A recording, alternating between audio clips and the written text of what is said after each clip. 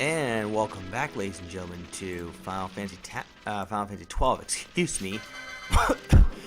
It's really like a struggle for freedom. It has been a little bit since we uploaded the last part. Admittedly, here I'm trying to cut some of these parts down now to anywhere between 15 and 20 minutes because I don't want this. I don't want this section to just drag out. The only time I'll let parts be long is if I'm going to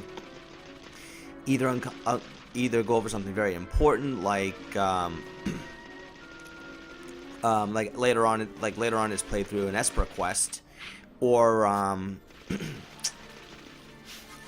if I'm taking on like a really hard boss or anything like that. So that's when the other parts would be long. Or if I'm going to, I think for now on, if I'm going to explore like a whole new dungeon, I'll try and make that as a full part as best I can. But for the most part, I'm going to try to make sure some of the parts are at least short enough to where you're not going to be watching a whole movie of you seeing the same thing for 75% of it or so. But anyways, we're going to continue to travel through the Sandsea, as I'll also be doing for the next couple of parts or so, until I get to Raithwall's tomb, of course. And you know, just to kind of catch up with you guys, see how's everything's going, how's your new year been so far. For me, I've been working quite a bit lately with Amazon. I'm a warehouse worker now. I might say this last part, but I'll just bring it up again. I'm trying to clock in for, I'm trying to get some more time in there because, you know, those of you who are still in the middle of paying off your student loans, that's going to be a pain in the ass to deal with in the upcoming future, of course. So I'm trying to get more hours as I can, while I'm trying to still look for a... Oh, you know, I stopped there for a second thinking that was a rejuvenation trap. Like what Amazon pays me now is good enough. To the point where I can work like a 25-30 hour schedule and be just fine. But I do want to find something maybe a bit better.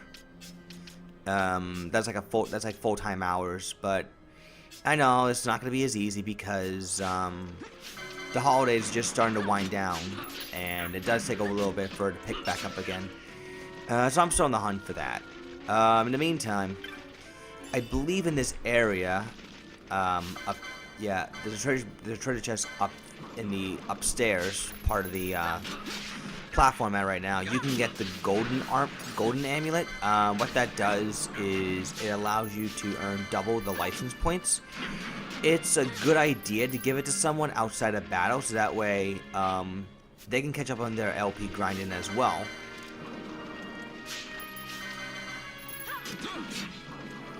So that'd be a very good thing to have happen here.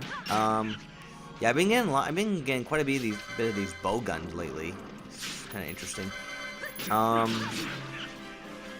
And as of right now, I still have not found the means to edit my license board, because I do kind of want to show off how you can master the whole struggle board. If I absolutely have to, I can always I can always start a new file on my own time, and now I can get through no problem, if I absolutely have to. And plus, and plus, if anything, if I did have to start over and redo some of the fights and try to make the license board exactly the same for the most part, that would have been because this was pretty new patch release, where I take on some of the bosses, like the Fire Main, for example, was really difficult without using the quickening. I would imagine that boss might have gotten nerfed a bit. Hopefully Somewhere Eternal can confirm that for me. If you're watching out there, buddy, how you doing? And yeah, these monsters here, I forgot what they were called. I'm gonna look it up right now. But yeah, those monsters we saw in the cutscene, they can for some reason cause poison upon hit. So you want to make sure you got plenty of antidotes with you, like thankfully I do. And they're also, yeah, the Yuratan Yensa, that's what they're called, Yuratan Yensa. You can also stock up quite a number of potions with them. Too bad they're not high potions, because I think that would make the high potion farming a little bit more bearable. But alas, they're potions, so you know, you do what you can with them, I suppose. I mean, if you need them for like emergency healing, then stealing from them might be a good way to do that. They also occasionally drop gil too, as you can see. Very little, but they do add up.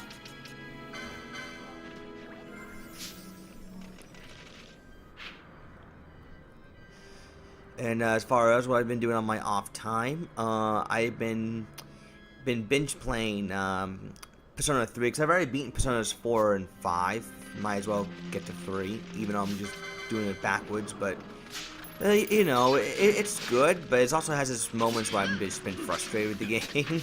it just in terms of just bad luck, from enemies just one-shotting me for no reason, even though I'm at full health. And I've also been playing a little bit of Catherine 2, which is an interesting puzzle game. Some of you might find the game good, some of you might find the game dull, depending on your perspective, of course, because it's not a Persona game. Even though Catherine was made by Atlas, excuse me. Got short on breath there, so that's why I mispronounced the company name.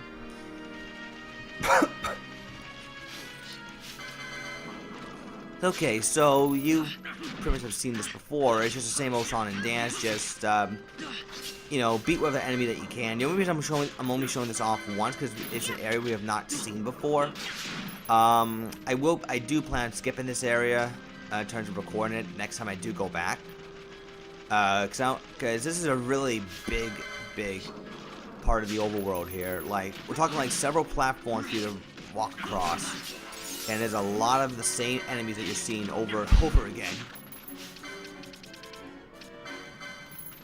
Yeah, you can also steal pebbles too. While uncommon, they don't really sell for much. And I don't think you can really do anything with them in terms of side quest items anyways. At least I don't think so.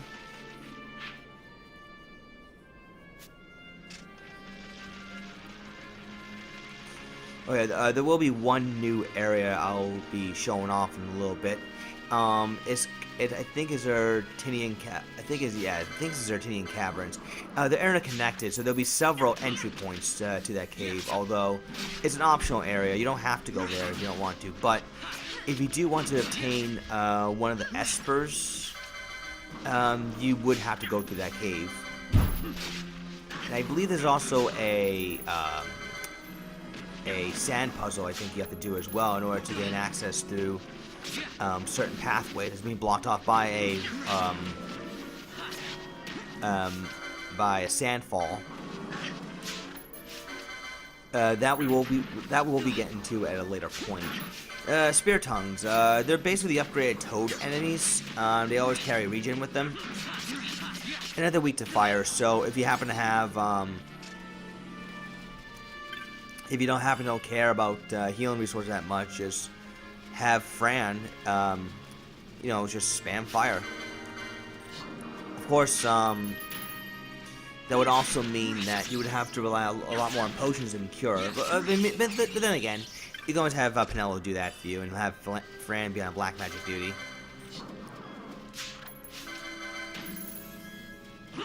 These Dambanias, they're basically the fish enemies. Nothing too spectacular about them, just a palette swap, I think. You can get fish scales, but that's really about it. Okay, this is a new area I'm showing off here.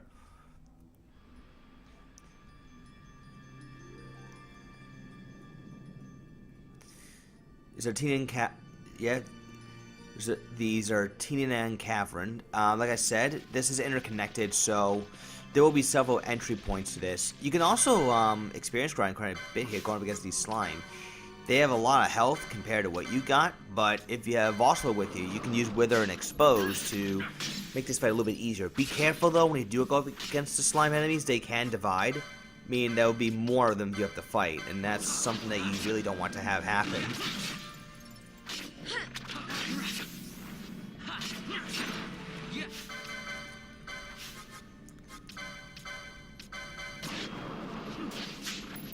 Of course, if you have Wither, it can decrease the physical attack that they can do, because they do hurt, actually, at this point. But again, if you want to re-enter the area back and forth, you can grind off of them if you want some extra level ups, because they do give you a lot more experience. Well, maybe not a lot more, but certainly more experience than the ones we were being getting from on the Sandsea.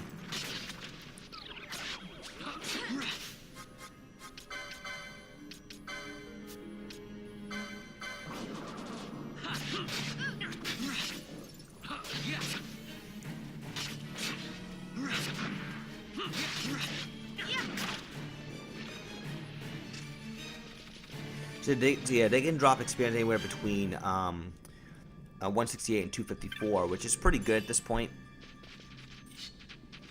Yeah, we're not even ready for these monsters yet, so we're just gonna run off. Good thing we were on higher ground, and these things can't climb up. Otherwise, it would have been potentially a very scary, dangerous area to go through. Yep, and as you can see, you can't walk over the pit because of the sandfall. We're gonna have to do something about that later on, which I'm sure we'll be able to.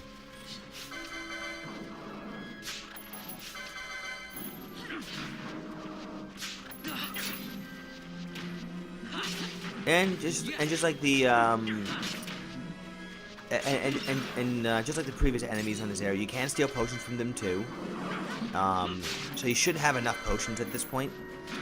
High potions I think you can buy at a later point, but they're slightly more expensive, so definitely try to grab as much food as you can so you can sell and stock up on your resources.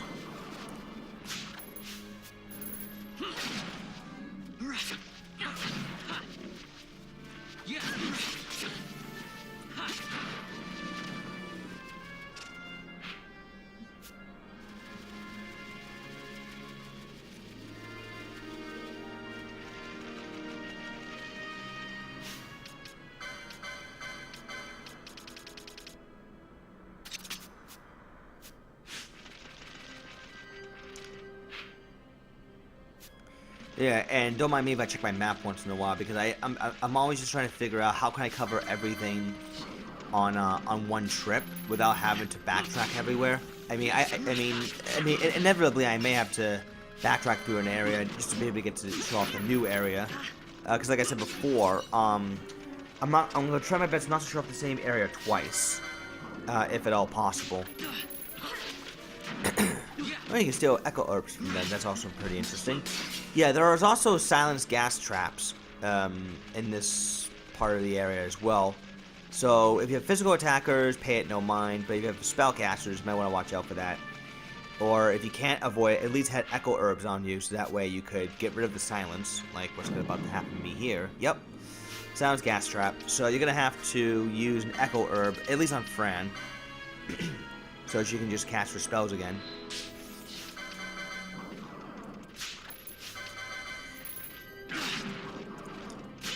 Yeah, stealing from these Alarunes,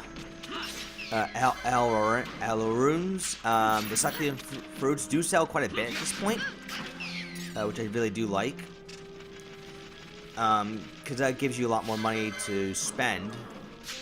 You know, the more you can get it. And here's one of those one-off enemies you can find here once in a while. You can find an enemy called the Wyvern. They're obviously big giant. They're the giant dragon enemies that you really can't get from far away, aside from arrows and spells.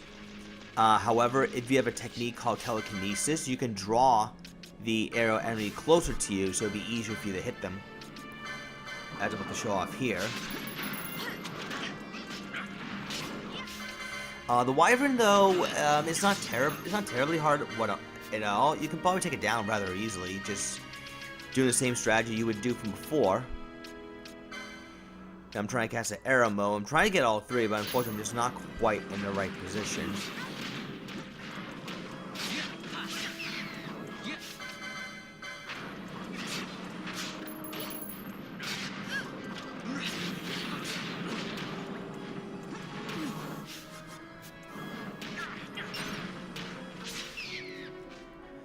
I just gotta take him down, and yeah, that's pretty much it. Well, there's one enemy left over here, but that's hardly consequential at this point.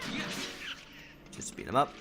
They are weak to wind, which is why I did use the arrow mode on them earlier. So if you also like to have Fran, or if you're playing the regular version of Final Fantasy 12, whoever's going to be a black mage, spam arrow, then by all means, because it can just one-shot them, no problem. I mean, if you don't want to waste time stealing, and I mean, this is a good place you guys should start a chain, and you can get lots of succulent fruits if you want to go down that route.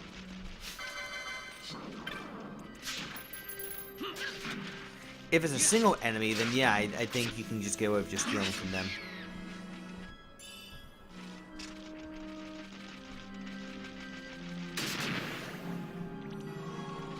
Yeah, explosion traps are pretty common.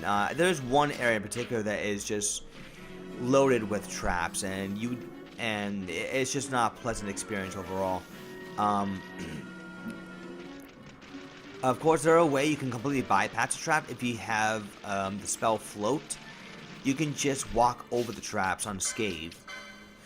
And there's also an accessory too, if I remember correctly. Yeah, there's an accessory, if I remember correctly, that allows you to walk over traps as well. And of course, it's me remembering that I have the charge. Okay, here's what charge does. Charge can restore a certain amount of MP. However, if it misses, then your MP count goes back down to 0. Charge is free, so you don't have to worry about that. It's just that the only risk about using charge is that if it misses, your MP goes all the way down to 0, and you just use charge again just to get your MP back up to a certain amount, depending on what you set your gambit to.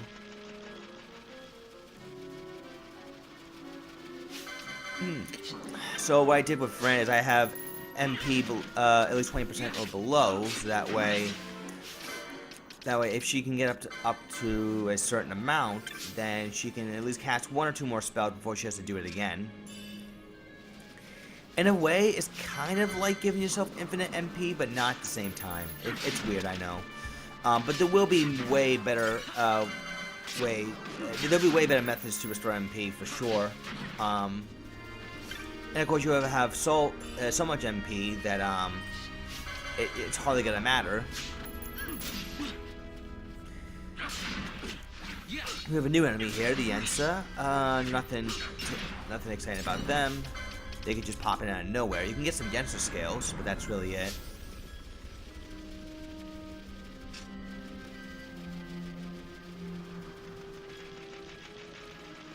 Alright, I'm about to enter the next part of the area, and I think we're also getting close to the end of the part, ladies and gentlemen. Because again, this is a very, very big area, and again, I don't want this to drag out as long as it should, so I'm going to try to split them up into separate parts. And like I said, if I can, I'll try to avoid showing off the same area twice, or if I have to, I can always just cut that out. And for your viewing experience, that way you know exactly where I am. I will show off where I am on the map, so you can get a good idea of where I am and where I'm going. So that you're not confused. How the hell did you get here? You know. All right, so I think that's the end of the part. So thanks for watching. See you next time.